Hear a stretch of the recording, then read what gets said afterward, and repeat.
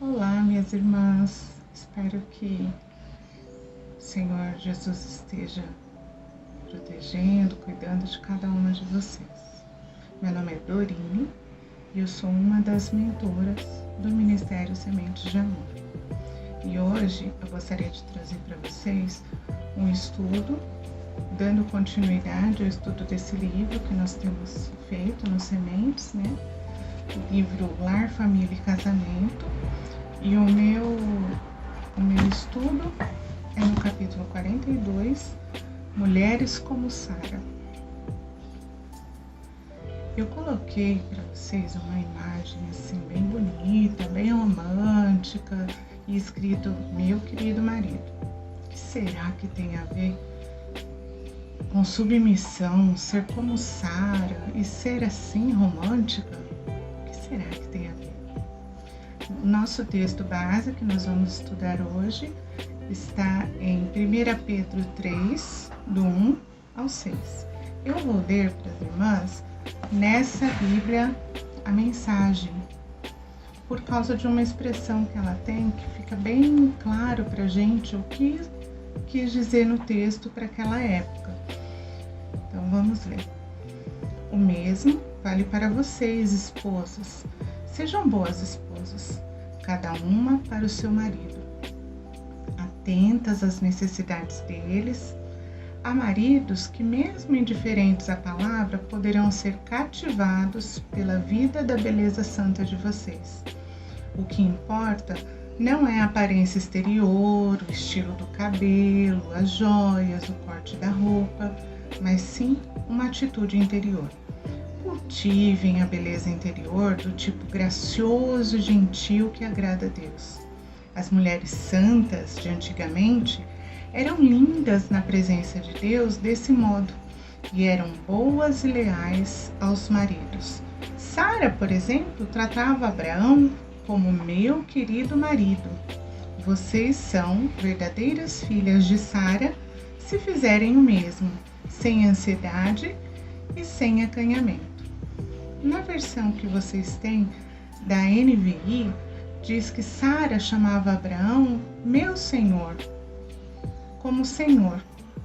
E essa expressão Senhor, nessa linguagem mais contemporânea, ela pode ser traduzida assim por meu querido marido, não era para ser uma coisa distante. Então vamos estudar um pouquinho sobre esse texto? O relacionamento conjugal, ele pode ser comparado às hierarquias que tem no exército. Por exemplo, tem sargento, que é mais do que o cabo, do que o soldado. E o sargento, ele pode ser novinho, não depende da idade. Mas ele, mesmo sendo novinho, ele pode considerar um cabo, por exemplo, um soldado que tem mais experiência do que ele. Mas na hora da decisão, quem tem que comandar, quem tem que liderar é o sargento. Então, o relacionamento conjugal é parecido, ele faz uma comparação no começo do capítulo, é isso, que ele é parecido nessa hierarquia. Mesmo que a mulher ela é mais habilidosa em algumas coisas e o marido vai considerar essas habilidades no que ela é melhor, mas na hora da decisão, na hora da liderança, a Bíblia diz que é o marido quem tem que liderar. E o relacionamento conjugal, ele é assim, que é para funcionar, não é para desmerecer ninguém. E isso a gente vai ver um pouquinho mais no nosso estudo de hoje. Nosso maior exemplo dessa obediência é o de Jesus Cristo. Jesus Cristo, ele é Deus. E quando ele veio aqui, que ele se tornou homem, ele não deixou de ser Deus, mas ao mesmo tempo ele obedeceu. Ele obedeceu o Pai até a morte. Jesus Cristo é o nosso maior exemplo.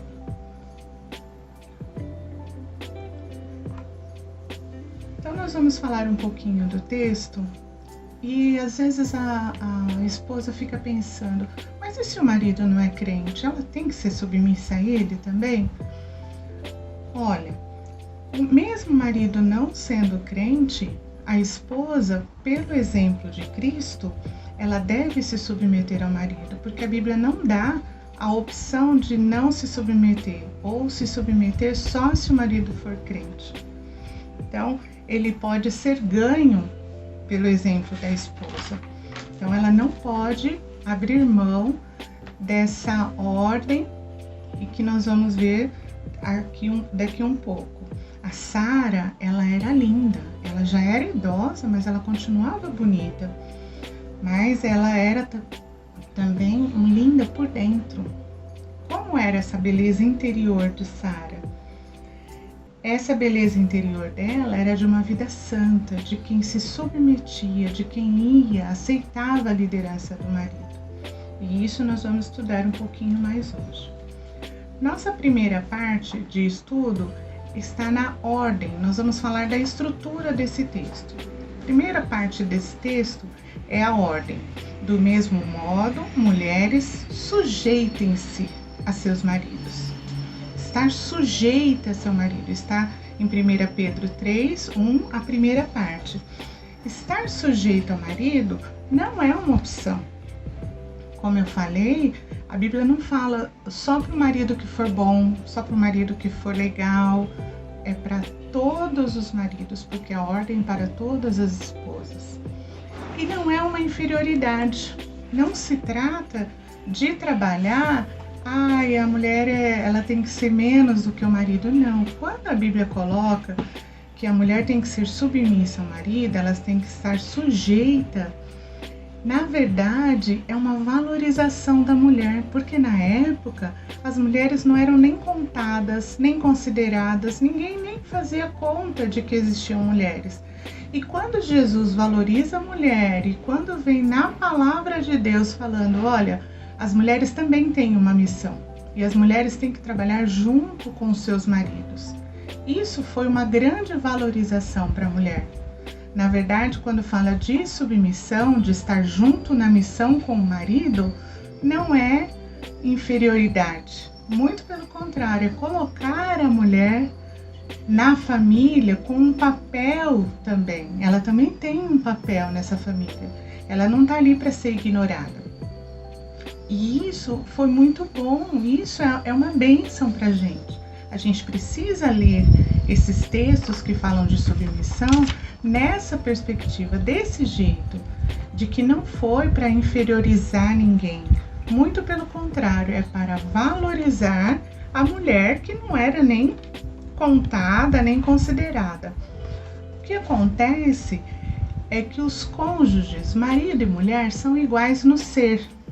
A Bíblia diz que não tem diferença entre homem e mulher. Para Deus não tem diferença. Não tem diferença se ele nasceu numa cidade ou na outra, se ele é branco, se ele é preto. Para Deus não tem essa diferença. Então são iguais no ser. O que é diferente então? A diferença é o fazer, as tarefas, o papel que cabe a cada um é que faz a diferença. O ser é igual. Então o marido ele tem esse papel de tomar as decisões, de liderar, e para isso ele considera a esposa, como nós já vimos em outros estudos, nós já vimos em estudos anteriores que a submissão é isso, não é inferiorizar, mas é valorizar cada um no seu papel aquilo que eles têm, né? A mulher, ela alegremente, ela apoia seu marido. Ela segue a liderança do seu marido. E isso reflete a submissão de Cristo ao Pai. Por isso é agradável ao Pai. A mulher é uma parceira que ajuda o marido. Ela não é uma escrava. Ela não é um capacho. Ela é uma parceira. Ela está do lado. Ela está junto na missão do marido. Juntos eles tomam decisão. Eu encontrei essa imagem na internet e eu achei muito boa porque ela é muito significativa do que Deus quer da família, como nós já vimos em outros estudos, inclusive no estudo anterior. Ele fala da ordem em que Deus deseja a família e, ao mesmo tempo, esses guarda-chuvas significam a proteção. Quando o marido é submisso a Cristo, ele está debaixo da proteção do Senhor. Então, o primeiro é Cristo, o marido protege a família, lidera a família, provê a família. Abaixo da submissão do marido a Cristo está a submissão da esposa ao marido, que também está ali protegida abaixo do marido, que o conforta, que o ajuda, que o apoia, que nutre a família, que cuida dos filhos junto com o seu esposo, e embaixo dele, na proteção da obediência também, estão os filhos, que amam e obedecem aos seus pais.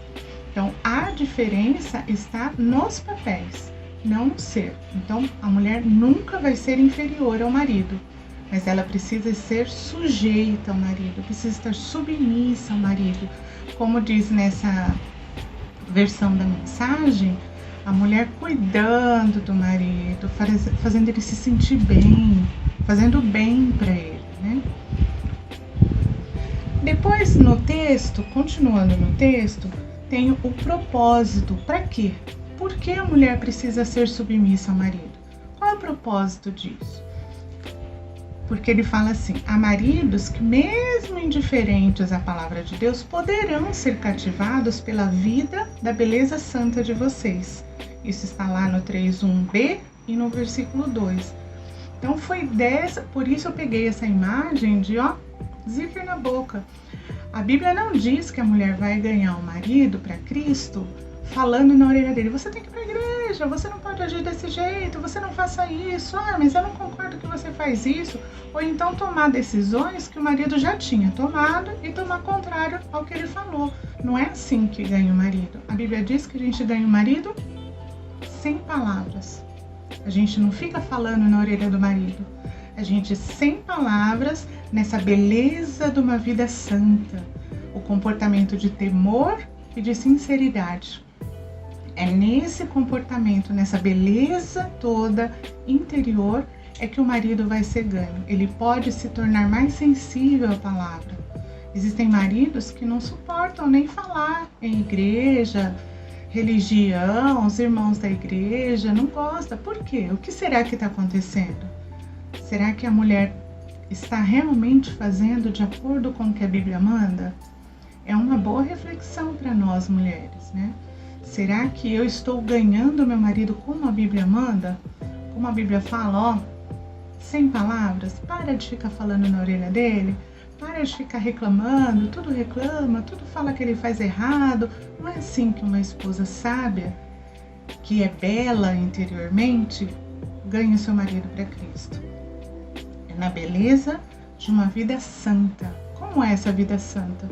Não é fazendo fofoca, não é falando dos irmãos da igreja, não é reclamando na orelha dele, não é isso. A beleza de uma vida santa, ela é uma vida centrada na vontade de Deus. Eu vou procurar fazer aquilo que Deus está me mandando fazer. Comportamento da esposa através de um espírito manso, tranquilo e quieto, e a sabedoria no seu lar. A terceira parte desse texto é um esclarecimento. Por que ele fala de beleza interior, fala de beleza de fora, beleza de dentro? Ele começa a esclarecer, a Bíblia esclarece para a gente. Está lá nos versículos 3 e 4 de 1 Pedro 3. O que importa não é a aparência exterior, o estilo do cabelo, as joias, o corte da roupa, mas sim uma atitude interior. Cultivem a beleza interior do tipo gracioso e gentil que agrada a Deus. Quando a Bíblia coloca isso para nós, na verdade, ela não está proibindo você de continuar comprando sua Mary Kay, sua Avon, sua Natura ou qualquer que seja o produto que você gosta de usar. Não está proibindo ninguém de usar um esmalte, de usar um brinco. Não está proibindo nada disso. Na verdade, não é isso. Muito pelo contrário, ele está falando assim, isso aí é bom. Mas o importante de verdade é a beleza interior. Investir na beleza interior. Investir naquilo que é permanente. Porque uma joia, uma Mary Kay, um Avon, qualquer que seja o produto, Você chegou em casa, você tem que tirar, você tem que limpar, você tem que fazer. E as joias, por exemplo, se você tiver joias e tudo mais, quem está sujeito? Está sujeito a perder, está sujeito a alguém roubar. Mas quando você investe na beleza interior, essa é uma beleza que ninguém vai poder tirar. E é a beleza para sempre. E é que Deus valoriza, é a que Deus vai olhar. Deus não vai olhar assim, ai, meu cabelo hoje não ficou bom. Mas Deus não está olhando isso. Deus está olhando a minha beleza interior. O que eu estou investindo na minha vida para viver, para ter um comportamento que Deus valoriza, um comportamento que Deus se agrada. Quais são os enfeites permanentes? Quais são os ornamentos que eu tenho que usar por dentro para que Deus valorize? É um espírito manso e quieto, lembra? Quieto, moldado por Cristo. É esse o ornamento que Deus espera ver nas suas filhas, nas filhas de Sara, que Ele deixou o exemplo para nós. É isso que Deus espera de nós. E daí nós vamos para a nossa quarta parte, que é a ilustração. Aí entra Sara na história, que está nos versículos 5 e 6 de 1 Pedro 3. As mulheres santas de antigamente eram lindas na presença de Deus, desse modo, e eram boas e leais aos maridos. Sara, por exemplo, tratava Abraão como meu querido marido. Vocês são verdadeiras filhas de Sara se fizerem o mesmo, sem ansiedade e sem acanhamento. A Sara, esposa de Abraão, era das pessoas mais respeitadas na história de Israel. Não é porque era fácil ser esposa de Abraão. Ela passou por algumas situações bem ruins, bem constrangedoras, bem chatas mesmo, de quando ele falou para ela, olha, nós vamos entrar numa cidade, você é muito bonita, fala que você é minha irmã, porque senão eles vão me matar. E ela seguiu, ela foi, apoiou. Abraão falou assim, olha, vamos sair daqui, vamos para outra terra. Ela seguiu, ela aceitou a liderança dele, ela apoiou todas as atitudes dele. E é por isso que Deus olha para Sara e fala, Sara é um bom exemplo para vocês. Vocês vão ser filhas de Sara se vocês forem como ela. Sabe aquele ditado que diz filho de peixe, peixinho é? Então, vocês vão ser filhas de Sara se vocês agirem como Sara. A Sara foi um grande exemplo de beleza interna e externa, porque ela era muito bonita. Mesmo mais velhinha, ela continuava sendo muito bonita. Mas ela tinha uma beleza interna também. E é isso que Deus valoriza. Tanto é que muitos anos depois ela foi citada como um exemplo de mulher que nós devemos ser. Por quê? Porque ela obedecia a Deus. Ela seguia seu marido, ela aceitava a liderança do marido e apoiava a liderança dele. E é isso que Deus está falando. Vocês vão ser filhas de Sara se vocês agirem como ela. Na versão NVI e nas outras versões, diz assim que Sara chamava seu marido de Senhor, chamava Abraão de Senhor. Hoje em dia, soa meio estranho pra gente a gente falar assim, eu vou ficar chamando meu marido de Senhor? Parece meio debochado, meio longe demais, dá uma distância muito grande. Mas não é isso que Deus quer dizer. Por isso que eu usei essa outra versão da mensagem, que dá pra gente mais o jeito de que essas palavras de chamar de Senhor, hoje em dia seria como chamar meu querido marido. Meu querido marido. Então, quando você faz isso, não só com palavras, mas com atitudes, eu aceito sua liderança, meu querido marido. Eu não concordo muito com a sua decisão, mas eu aceito, respeito e vou seguir. Eu estou debaixo da sua autoridade. Ela não precisa ficar falando, lembra? Sem palavras. Ela não precisa ficar falando, mas isso aí não vai dar certo, isso daí não vai dar certo. Não é assim. A gente aceita como filhas de Sara, a gente aceita a liderança do marido. Assim como Sara aceitou a liderança do marido e o apoiava, que não foi fácil. E também não é fácil para nós. Deus sabe disso, mas é o que Ele valoriza. Por isso Ele valoriza, né? A atitude de Sara demonstrava respeito.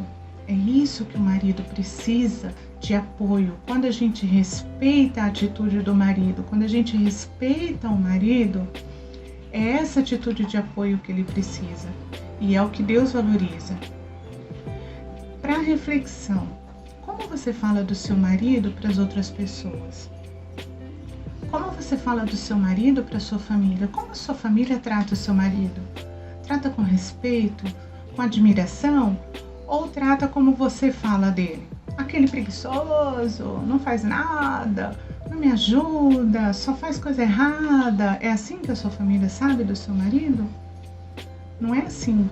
A Bíblia ensina a gente a chamar meu querido marido com palavras e com atitudes, com essa atitude respeitosa. Então, como a sua família, começa a prestar atenção, como a sua família se refere ao seu marido. É como você tem passado a imagem dele. Você tem respeitado o seu marido? E para a gente concluir, vamos passando para a conclusão. Nós, de nós mesmas, o que a gente tem de atitude? De ação ou de reação? A gente gosta de reclamar, a gente não quer fazer, a gente... não, tem que valer a minha opinião, a minha decisão, eu não acho que isso é certo, então eu quero fazer desse jeito. Só Jesus pode produzir em nós essas características da submissão verdadeira. Como nós vimos nos estudos anteriores, a verdadeira submissão, ela é alegre. E isso só pode ser produzido em nós com esse amor, com essa alegria por Cristo. Nós somos submissas verdadeiramente de coração quando nós apoiamos o nosso marido, quando nós nos submetemos à vontade de Deus e respeitamos o nosso marido e estamos na liderança do nosso marido. Mesmo que a liderança dele diga, você decide. Mas nós estamos respeitando, nós estamos sendo filhas de Sara. Essa submissão verdadeira só pode vir de Cristo. Só Cristo consegue, tem esse poder de transformar isso que para nós a gente fala, não, a submissão é muito ruim da gente falar. Submissão não é para os dias de hoje, não. É sim. A Bíblia diz que a submissão é para a mulher. Ele não falou, olha, mulheres, só desse ano vocês sejam submissas. Não, ele fala, mulheres, sejam submissas. Não é uma opção, mas é uma submissão amorosa, uma submissão verdadeira, uma submissão alegre. O que não quer dizer também, como nós já vimos em outros estudos, é não se sujeitar se for abusivo. Não é se sujeitar aos abusos do marido, tanto os abusos verbais como os abusos físicos. Deus não quer isso. Quando o marido ele é abusivo, nós temos que ser submissas primeiramente a Deus. Então nós vamos ser submissas a Deus. Não é se sujeitar a maus tratos, a abusos, isso não é. Não é isso que Deus está falando na palavra dele. Então, também não significa que você vai ser capacho, inferior, como a gente viu no estudo de hoje. Não é isso. Não é ser inferior e não é aceitar abusos. Ser submissa é respeitar a liderança, seguir a liderança do marido, respeitar as atitudes do marido, é ter uma atitude de temor, um espírito manso, um espírito quieto diante de Deus. E isso só pode ser produzido por Cristo na nossa vida, a transformação que Ele vai produzir na nossa vida. Transformação através do Espírito Santo. Transformação que o Espírito Santo faz na vida da mulher, faz com que a mulher reflita essas características e Deus olhe para ela com muito valor. É muito valor que Deus vê nessa atitude. Por quê? Porque a mulher abriu mão da vontade dela para se sujeitar a Deus e ser submissa ao seu marido, respeitar a liderança do seu marido, cuidar do seu marido. Então, essa é a transformação que o Espírito Santo traz para a nossa vida, quando nós nos submetemos primeiramente a Deus e ao nosso marido. Porque no casamento é essa ordem que Deus colocou. É essa a ordem que Deus quer. E que as mulheres tenham grande valor aos olhos de Deus. É isso que importa. O que importa não é o grande valor que você apresenta por fora. O que importa é o grande valor que você apresenta por dentro. Porque é isso que Deus olha. Não me importa se eu não tenho joias, mas me importa que Deus olha para mim com grande valor, muito mais valoroso do que as joias, porque o meu espírito é manso, é quieto e é submisso, porque Cristo transformou. Através do Espírito Santo nós somos transformados. E para encerrar, eu trouxe 3 questões para a gente refletir nos grupos, com as mentoras, desse texto. Trouxe 3 questões assim bem simples para a gente poder pensar um pouquinho no texto e pensar como esse texto está afetando a minha vida. O que eu posso fazer a partir do que eu posso aprender nesses textos, né? Primeiro, quais são os enfeites da beleza interior? Os da beleza exterior a gente sabe, maquiagem, um vestido bonito, uma roupa bonita, um cabelo arrumado. Então pensa assim, ó, você vai se arrumar para um casamento. Você vai ser a madrinha do casamento. A gente não se arruma toda? Então, da mesma forma, quais são esses enfeites da beleza interior? Estou me preparando para um casamento também. Como eu estou me preparando para esse casamento internamente? Quais são esses enfeites que Deus valoriza? A segunda pergunta: como eu posso investir na beleza interior? Na beleza exterior a gente sabe, a gente compra as coisas, né? A gente compra as coisas, a gente reforma as coisas, a gente dá um jeitinho numa roupa, a gente faz uma maquiagem. Esses são os investimentos. Você compra uma maquiagem boa, você compra uns acessórios bonitos. E dentro? E a beleza interior? Como eu posso investir na minha beleza interior? Lembra que quem pode produzir na gente isso, aí você vai conseguir entender como você pode investir nessa beleza interior. E a terceira pergunta é: filho de peixe, peixinho é. Como eu posso ser filha de Sara? Lembra que filho de peixe, peixinho é. E filha de Sara? Como é filha de Sara? Então eu quero deixar para as irmãs essas 3 perguntas para vocês refletirem, conversarem nos grupos, que vocês sejam muito abençoadas, assim como eu fui abençoada por essa palavra. Que o Senhor tenha misericórdia de nós e que vocês permitam que o Espírito Santo trabalhe no coração de vocês, provocando essa transformação, esse espírito manso, e que nós todas sejamos valorosas para o Senhor, aos olhos do Senhor. Que o Senhor tenha misericórdia de nós e que Ele abençoe a todas e nos proteja. Amém?